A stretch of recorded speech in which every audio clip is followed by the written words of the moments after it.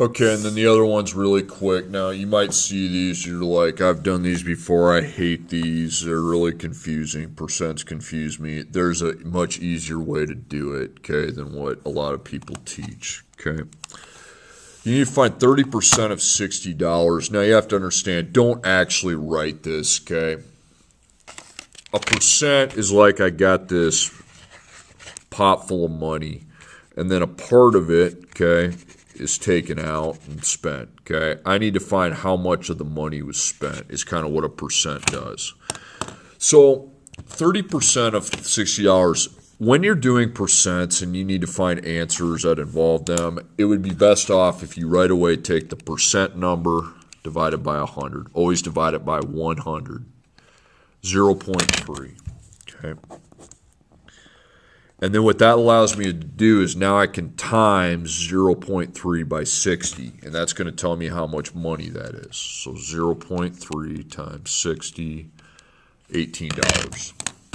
Pretty easy, okay?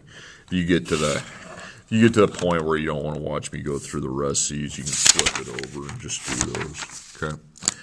Okay, 25%, so 25 divided by 100, and that's 0.25. And then what that allows me to do is I'm now okay to times 0.25 by 40. So 0.25 times 40, that's going to be $10. Again, it's always going to be a portion of the $40. Okay, $80, I want to know what portion accounts for what they call 15%, okay? So I take 15 divided by 100, and that's 0.15. Okay, and then I multiply. 0.15 times 80. With percents and money, at least when I teach it, in real life, you almost always multiply to figure them out. Okay, you might know this one in your head. If you don't, that's fine. 50% is always half of the money amount, so it's going to be half of $80. Okay, so 50 divided by 100 is 0.5.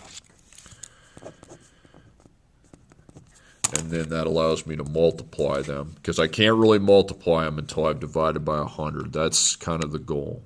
0.5 times 80 is 40, so $40. Like I said, half. When you take 50%, it's just half of it. Okay, 25%, so I divide 25 by 100, so 0.25. And then we're going to multiply 0.25. I did this problem up here. I'm an idiot. Okay. Okay, 75% of $700. So we take 75 divided by 100 is 0.75.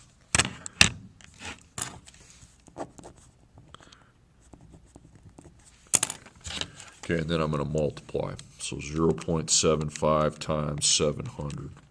So $525. The reason that's so high is because 75% is going to be quite a bit of that $700. Okay, it's a pretty high percentage.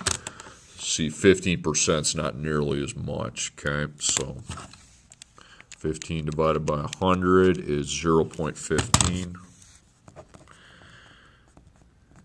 And then what that enables me to do is multiply them. So 0.15 times 60 is 9, okay? 35%, so 35 divided by 100 is 0.35. And of course, what that allows me to do is times them. So 0.35 times 600. Okay, that's 210. Okay, hopefully that made sense, and then you get the other ones.